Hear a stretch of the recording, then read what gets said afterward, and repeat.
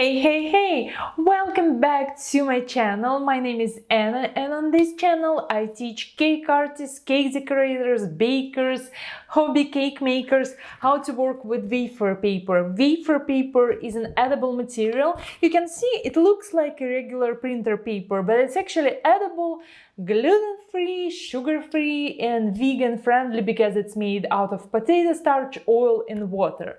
And today I'll show you the easiest way how you can create beautiful textural decorations for your cake designs that you can put on buttercream cakes, fondant cakes, ganache cakes, whatever your heart desires. So let's begin.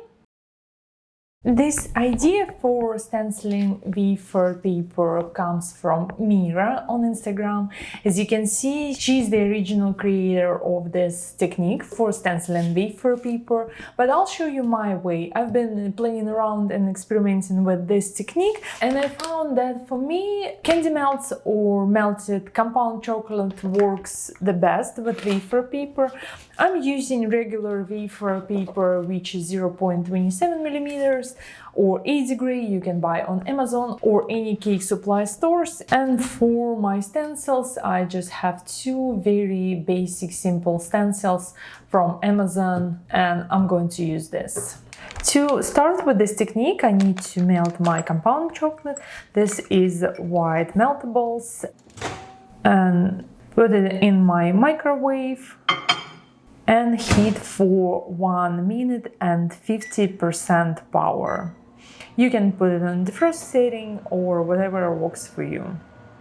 Then all I need to do is to stir until everything is melted. Make sure to not overheat your compound chocolate, and then it's ready to use. Now that I have my compound chocolate melted, what I wanted to do is to add just a few drops of vegetable oil, because I find it helps to prevent your chocolate design from cracking on your wafer paper. So just a small amount to help with flexibility. And I wanted to color my chocolate. To do this, I'm going to use the Sugar Art powder color. You can use any chocolate colors for that. I just wanted to use this color to complement my cake design. And now I'm going to set it aside for a second and prepare my wafer paper. For my wafer paper, I wanted to take roughly about half a sheet of wafer paper. So here's my wafer paper. I'm going to take my stencil, place it on top, and I'm going to use an offset spatula. I find that's the easiest to use to spread my melted chocolate. So I'm going to place a small amount throughout my stencil and then spread it using my offset spatula.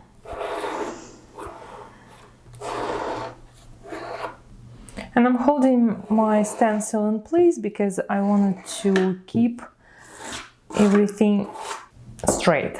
Now all I need to do is to peel my stencil off and reveal my beautiful design. Now you can see that wafer paper stays very flexible using this technique, and when I'm going to set it aside to dry, then I can apply a little bit of moisture, either by using a cloth steamer or just a pot of boiling water, and I can shape this in any way I wanted to shape my wafer paper. So even after drying and I cut my wafer paper design out, it stays very flexible, so I can bend it in any way, and it is beautiful, gorgeous, almost like embroidery looking design on one side, and it's absolutely flat on the other side. And you can see it's already completely dry.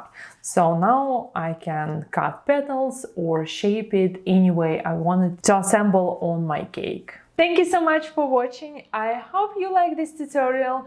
I say this every week. If you like it, don't forget to subscribe and give me a like, because I'm so close to reaching 50,000 subscribers. I would love your help to do that and to achieve that goal. And if you wanted to learn more about working with wafer paper, visit my website, learn waferpaper.com, where I'm teaching a free workshop how to make beautiful butterfly ranunculuses using the same edible material, wafer paper. And I will see you again for another tutorial on this channel next Tuesday. My name is Anna. Bye bye.